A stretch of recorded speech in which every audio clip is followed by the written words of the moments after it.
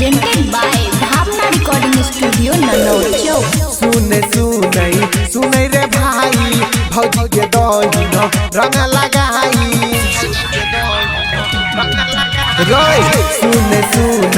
सुने रे भाई भौजी के दही न रंग लगाई मन करे नहीं उदास छै रे भौजी जका सयाबा भौजी के मन नहीं दुखी करे भौजी के पटाए नमा जूता चप्पल खाए नमा तब जाके रंग लगाए नमः होली में भौजी के चोली रंगई होली में भौजी के लहंगा रंगई होली में भौजी के जमुना रंगई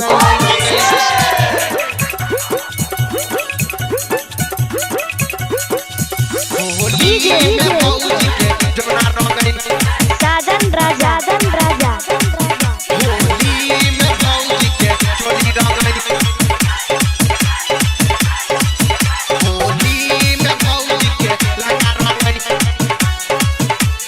होली में महुआ पी के छीरे पगला आइल भौजी डलवा पे खातिर छौआ गताइल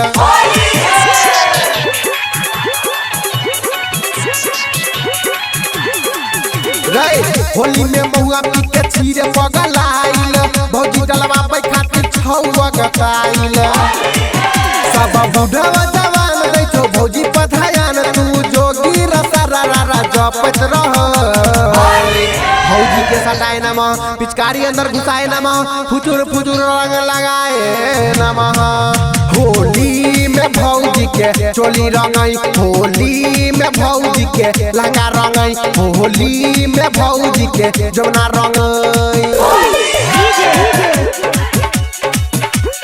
साजन राजा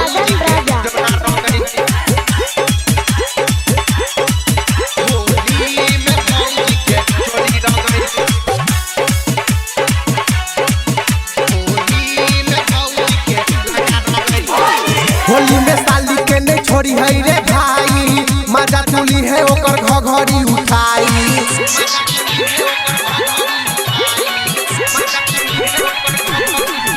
रे होली में साली के नहीं छोड़ी है रे भाई मजा तुली है ओकर घघरी उठाई सुने राइटर जितेंद्र भले कोई रहे अंदर मजा लूटे में तू नहीं रे कमी कर भौजी के दारू पियाए नमः नाशा में मताए नमः कब जाके काम शुरू कराए नमः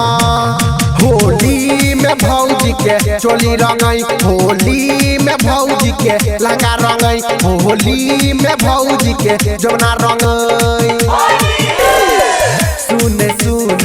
सुने रे भाई भौजी के दही न रंग लगाई